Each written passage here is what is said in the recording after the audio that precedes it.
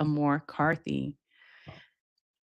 The purpose of this podcast is to help expose listeners and viewers to different kind of college experiences as well as different careers they may be interested in. Today's episode is sponsored by Education Innovations, where we help guide families through education decisions from college and graduate admissions to life beyond. Today's episode, we will be having Jorah, and her episode is entitled From Atlanta to an HBCU, a freshman's journey to nursing. So without further ado, let's bring on Jorah so we can start this conversation.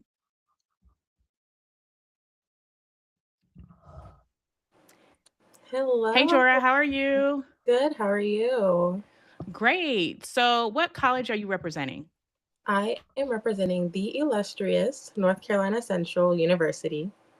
Okay, so where is NCCU for those that don't know? Where are you located? I am located in Durham, North Carolina. It is about 7 hours away from Atlanta. Okay, and then what is your classification and what are you studying? I am currently a second year student because I did some dual enrollment in high school and I am studying nursing. A second year student. Okay, so you know what the title is of your or your episode is entitled From Atlanta to an HBCU, a freshman's journey. I should have changed that because you said you're a second year. I should have really changed that. I'm sorry about that. To nursing.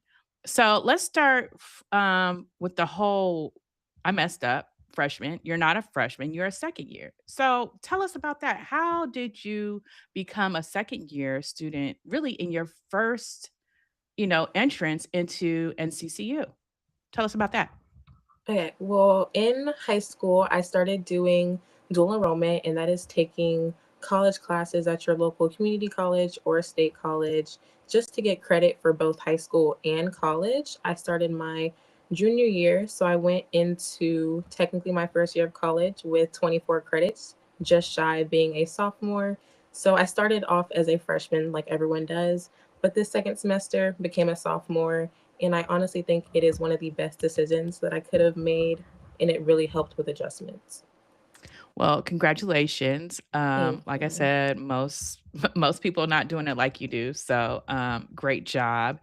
And you decided to go to an HBCU. Can you tell us the reasons for that? And then also, did the kind of high school that you went to play a role in your decision going to HBCU?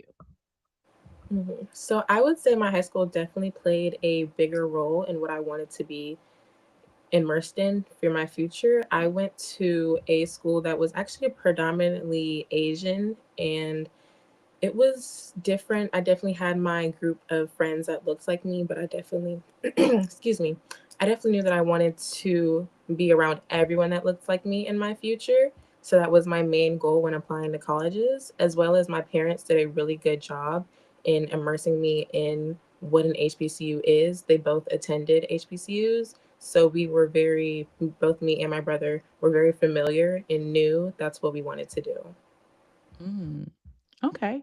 So you already knew from a young age. I mean, that's amazing. I mean, I didn't even know about HBCUs. I saw it on TV from a different world. So I love that for you that you already knew and your parents were, showing you. So I'm Mhm. showing my son so he knows what that is. So you came from Atlanta, you went to an HBCU. Why nursing? Tell us more about the decision to go into nursing. Of course. So I think it started when I started doing volunteer work. I started around 8th grade and I really, really loved it. And when I was younger, I wanted to be a teacher because I knew I wanted to work with kids. So I kind of put the volunteer and kids together and got nursing. So I started doing shadowing experiences, internships to kind of see what I liked and what I didn't like. And ultimately, I did land on nursing, but I do know that I would prefer to continue and get my master's in nursing so that I can kind of be more free and less bedside. Okay, free. Um, so you said more free. So were you shadowing different kind of nurses so that you can learn about the different kind of nurses that or nursing field that you would like to go into? Do you have a particular field? Do you know that yet or no? Not necessarily. I do know, like I said, I would like to work closely with kids, but I've Mhm, shadowed anywhere from cardiovascular, labor and delivery, pediatrics, and labor and delivery has really stuck with me because I mhm. love working with mother baby. And I think, especially being a Black woman, that's something that is can be very scary and it's not a lot of knowledge around. So I wanted to stick with kids, but also do something that is not as heard of so that other people can feel comfortable that look like me. You have done so much in a short time. Wow. Okay. I mean, I'm just amazed. Well, I was amazed when I first met you anyway. Um so let's go back a bit to your first semester. Mhm. Now, Durham is definitely different from the Atlanta metro. How was your transition from high school to college? And before you talk about that transition, um, talk about what you were like as a high school student. You know, what were your grades like? What extracurricular activities were you doing? Not just in school, but I mean, you were doing everything. That's how I met you. Okay, so in high school, I would say even before high school, I was not the best student. I did not love school. And I don't think I loved school until I went to my high school. I went to a special high school. It was a STEM school, so it was very focused on academics rather than sports, which I did also play sports. So my grades were, they definitely picked up when I got to high school. I got A's and B's, especially in my science classes. That's how I also fell in love with nursing. And extracurriculars, like I said, I played sports. I swam competitively. I did volleyball. I was involved in a lot of clubs that did outside volunteer work. I've been international and did volunteer work. I've done things within the city. And I've also wanted to do something that was close to me. So I was also vice president of BSU. And I also worked as a teacher's aide in my church's ministry. So I've been all over the place with a whole bunch of clubs, volunteering, sports, grades, and kind of integrating all of that. It can be a big challenge, but I am someone that likes to stay busy and go hard. So, And you did in high school. And yeah. so, how was that transition to college? Did you, do the same thing in college or, tell us what that was like in your Coming to first college semester? is Mhm. hard. It's definitely not easy. It's a very big adjustment. And coming from me, someone that was a little bit burned out coming into college, it was really, do I have to do all these things? Because in high school, they're put onto you to get into college. So now that you're here, Mm, it's like, do you really want to do these things? So it was a little bit of an adjustment, as well as making friends is pretty hard, especially when the people that you've known for 16, 17, 18 years, they're not there anymore. So you have to put yourself out there, and doing it mhm, alone can be scary. mm. I like that. So you're talking about the social aspect, not just the academic. I think a lot of people don't think about that. Mhm. They only think about the academic, and that the social aspects are really what's going to help you also have a great experience, Yeah. or, like you said, a challenging experience. Are there a lot of people from the Atlanta metro or no? So you feel like, oh, like I really have to make a concerted effort to meet people. I've personally only met one person that is from the Atlanta area. Everyone else is from surrounding cities in North Carolina, which I feel like that makes sense. When you come to a different state, most people are going to be from that Mhm. state. So it's a little bit harder to reach out because I don't know anyone. Everyone is foreign. But I feel like that's kind of everyone with college. Mm. So, how do you, put yourself, out there, or do you find yourself saying, "You know what? Right now, I just don't have the energy right now, so I'm gonna stay in my room because, like, I just don't have the energy right now, and or you know what? I think I've gained the courage right now and I have the energy, so I'm gonna go out, maybe once a month or once every 2 weeks or do something like that. Like, what kind of activities or what's your schedule for doing it if you do? Mhm. So for me, it was very hard. I did come from a very introverted aspect, but depending on your school, I know for my school, they made it very easy for us to go out and make friends. They had a lot of events the Mhm, first 2 weeks. And even if you're going to those events alone, you're going to meet someone else that's alone or someone else that's going to be inviting.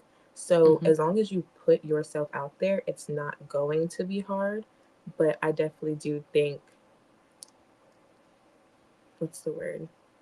I do think you have to be your own advocate. mm, I didn't know that you were an introvert. Maybe I just talk too Mhm. much. So, um, so what has been, uh your favorite class and what has been your most challenging class, since you've been at your college? Okay. Nursing is all around science. So my Mhm, favorite class was, well, currently is organic chemistry. Going into it, I didn't think I would like it. I've heard not horrible things, but I've heard some things about organic chemistry and the rigor around it. But mhm, I have so far loved it. And then my least favorite or most challenging class is anatomy and physiology, which I feel like everyone knows that anatomy is one of the hardest classes I think you can ever take. It's every single thing there is to know about the human body. That mm, is, it's just a whole whirlwind of new vocabulary, new topics, everything. mm. Do you think that the professors make a difference in whether or not you like the course, or it doesn't even matter? It's just the content? Oh, it's absolutely the professor. I think if you can go to rate my professor and look up your professor, that is the best thing that you can do, or ask someone that previously went to the college. Professors definitely make or break a course. Me personally, I used to hate chemistry, and then I came here, I took it, and my professor has been one of the most understanding and helpful persons ever. So, what does the professor do that you love, in the class? Is it the way they speak, the way that they interact? What strategies do they use that you're like, I love that. That is what makes the class Mhm. amazing. I think it's the way that my professor teaches. She really goes in and goes to each individual person and makes sure that we understand it. And she also hits on what exactly is going to be on the quiz or the test or the assignments. And she Mhm. makes it personable. So we'll be learning about anything on the periodic table, and she'll say, this is what is in this food or this object. So she makes it easy to understand. So she makes it real and relatable. Ooh, Yeah. okay. So it's not just theoretical. I love that. Um, so do you study in with other people or do you study alone? I find that I work better alone, and Mhm, one thing that I do, I'm guilty, I definitely use AI to help me study. It is one of the best tools because I can put it in my own words and ask mhm, deeper questions without mhm, having to, one, go to a teacher because they aren't always as helpful, and mhm. also, I'm not gonna say students don't know everything, but it's kinda like the blind leading the blind in certain situations, so So you use AI to help you. So you use it almost as a study tool. So I don't absolutely. think that AI is bad because I think it's a tool. I don't think Mhm. that it can think for you, but it can help explain certain things. But you do have to have a baseline. So that's good. So you use it as a tool. Um, what things surprised you the most about going to college that you didn't expect? I think that you're gonna be a completely different person because you're learning without the people that you've had for tons of years. You're learning who you are, what you want to be without a parent, a friend, a grandparent kind of telling you. So you're just becoming yourself. Oh, so you didn't know yourself before? I feel like not entirely because you kind of have people telling you what you are. You're sitting in a classroom for 8 hours, you're going home, and your mom's telling you, do this, do that. So it's a different kind of knowing yourself. Mm. So, do you think that you can describe yourself right now a little bit more than Mm, before? I would say yes. I think I'm Okay. someone who definitely likes to be alone and do things my own way rather Mm. than telling people telling me what to do. Okay. And so I see you have a nose ring. Is that who you is something new? Like, did you always want to do that when you were younger, and now you have done it because you've always wanted to? Yes, I've actually wanted this probably since the age of 14. And I even waited till after my first semester of college. And I was like, you know what? I'm going to do this, something I've been wanting to do. So did you do it out there, or did you do it when you got back home? I did it when I got back home for Christmas break. I did it, I think, right before New Year's. And I didn't tell anybody. I just went and did it, got in my car, drove to the shop, and I went and did it. And I came back, and my mom didn't say anything at first until we were at dinner. And she pointed, she was like, when did you do that? So did it hurt? Not to me. I have a very high pain tolerance. Even with tattoos, I do have one, and Mhm. it honestly felt like somebody was tickling me. I barely felt it. So did you get the tattoo there, too, or before?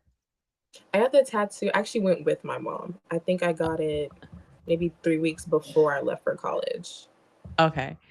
And so, did you test out, like, the earring beforehand to see what it would look like? Or okay, Mhm. so I you did. already knew you were gonna do it, so you were, like, testing.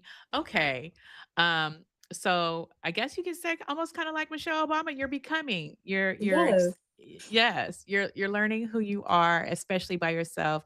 No one's telling you, nobody's telling you when to get up and all that stuff, so you actually Mhm. so do you feel like you have created your own schedule, things of that nature? What do you like? Are you a kind of person who likes to um, lay out your clothes at night, or do you get up in the morning and take a shower and then get everything ready then, or do you prepare for at night? What are you like as a person? Do you schedule out all of your time beforehand, or you just go with the flow? I would say I kind of do both. One of the beauties of college is picking your own schedule. Me Hmm. personally, I know that I do not want to go to class before 10 a.m. So I know I don't schedule anything between 8 or 9. And I know that Hmm. I want to be done by 5 or 6. Especially with science, you have lab classes, and those tend to be later in the evening. But I definitely know I Hmm. do not want to go past when the sun goes down.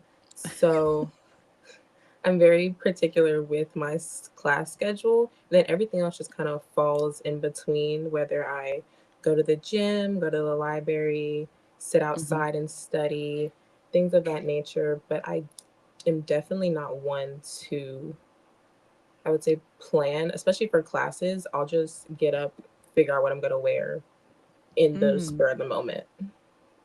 It sounds like you like nature too. You said, if I'm gonna sit outside. So you like nature. So are you all having the same thing that's going on here? All this pollen. So do you have the pollen up there too? We have tons of pollen. I actually went outside to my car and was very, very surprised. I was like, there's no point in washing it because it's just going to get dirty again. But I'm actually not allergic to pollen, unlike most people, so I can sit outside no problem.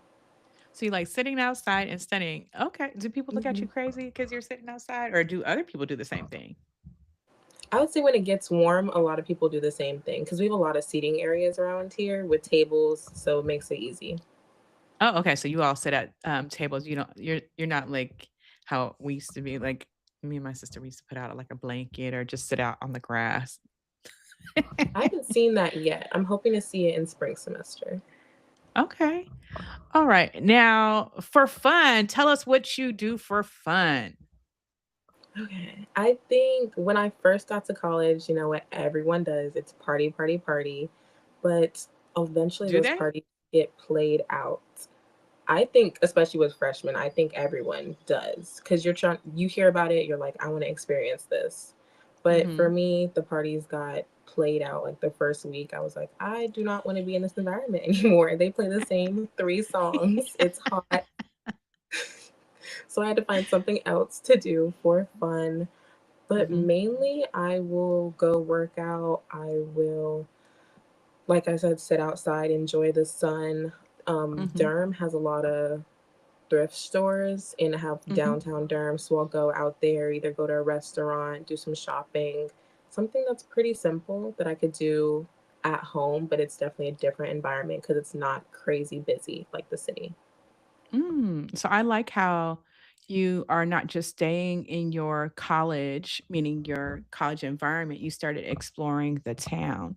I Yeah. think that is so important because there's stuff outside of your college that can also make your experience. Hmm. So you're a thrifter now too?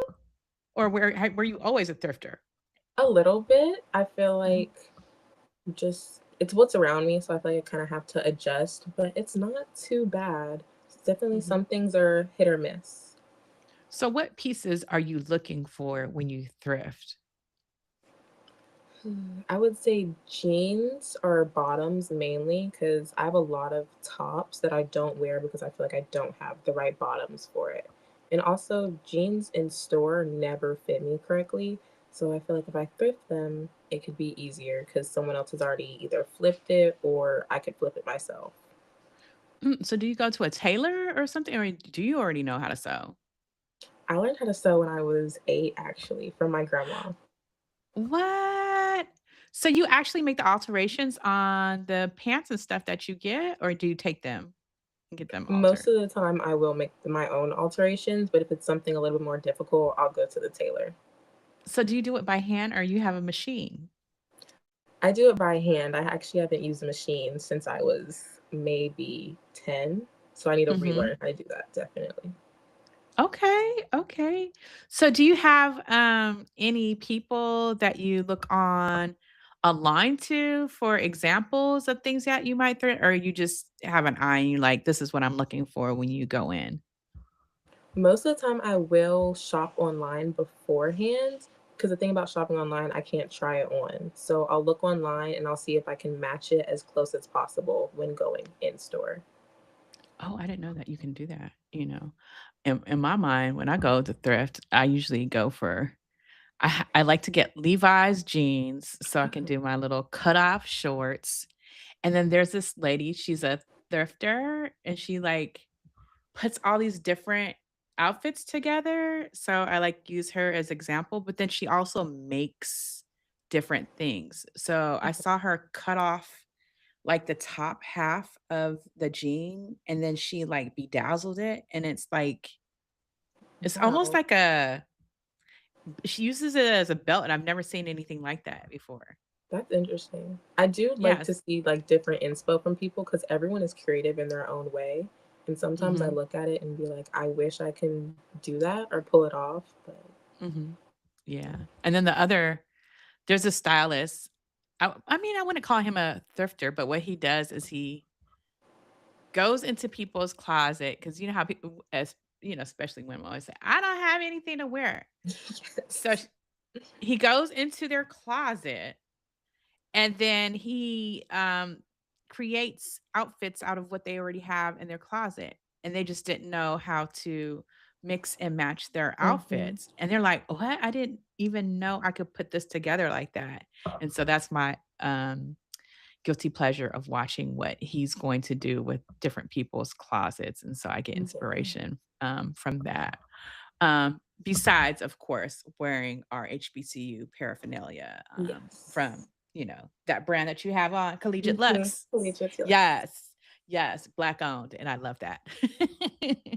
Um, what would you say to someone who is trying to go to an HBCU and they are in high school. What are the things that you think that they need to prepare for academically and maybe mentally Mhm.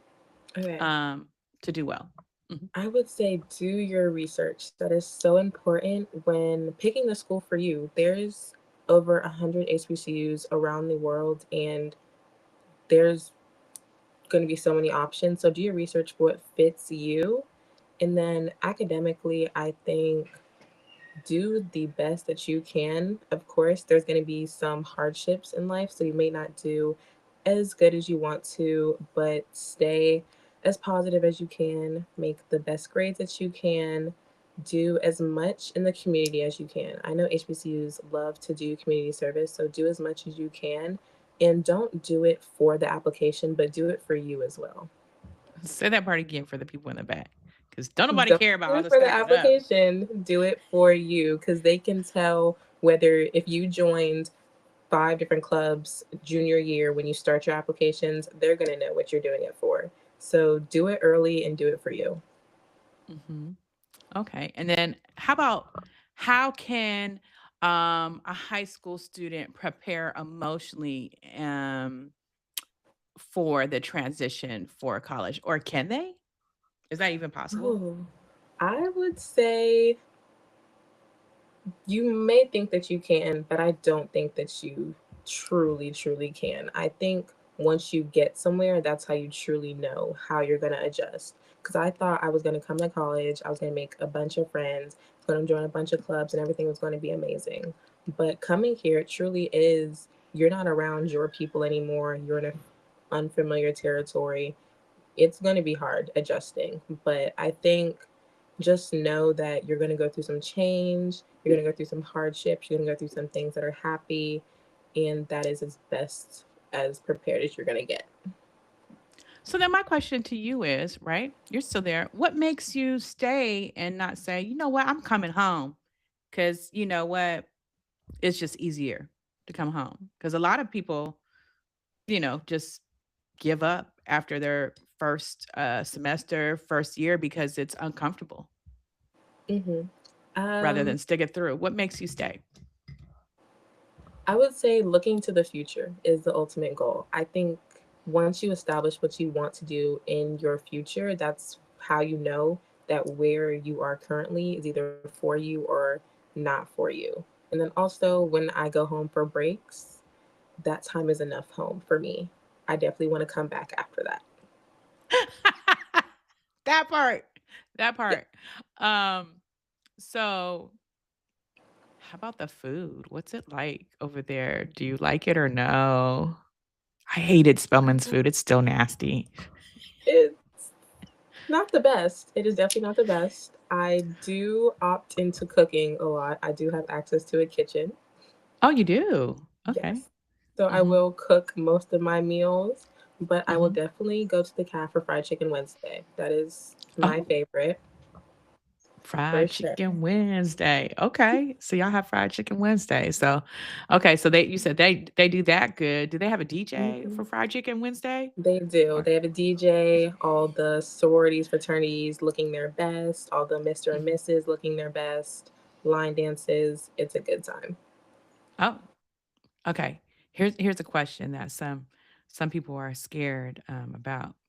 If you go to an HBCU, do you have to know all the line dances? No, I you mean, I do. see people practicing. They're like, I gotta know this in order to go to HBCU. You don't have to. I would definitely recommend knowing one or two, but you can definitely learn as time goes on. I learned maybe 6 different ones since I've been here. You just gotta watch. Somebody's going slow enough for you to pay attention. Okay. I think the most difficult one is that. Do you know the Tamia one? I do. Wow, you know that? I can't do that. People always think that I know how to line dance. You know what I do? I just get behind somebody's, start cop. I don't know what the hell I'm doing. I just be copying the person ahead of me. And that's That's how it. you learn. You get somewhere inconspicuous and you try to copy it. That's how you learn. And then just smile. Just when I mess Yes. up, be like, hmm whatever. I'm having Confidence fun. is key. If you look like you know what Yes. you're doing, you're good. Yes, absolutely.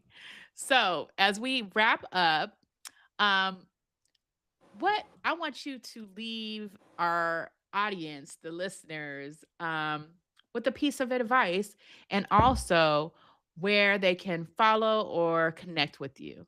So, go ahead and close it us out. Okay. Piece of advice. I would say keep going, keep pushing, and do what's best for you. You're going to spend a lot of time alone in college, so do what is best for you no matter what. Don't listen to the outside people. And you can connect with me on Instagram, LinkedIn, or my email. All of them are jorah.mackey. That's JORAH Mackey, MACKEY. I'm always here for listening ear or anything of that nature. All right. So, we will see you all next episode. And yes. So, thank you so much. Of course. So, if you would like more help with your college admissions, make sure to schedule a call and we'd be happy to help your teen and family.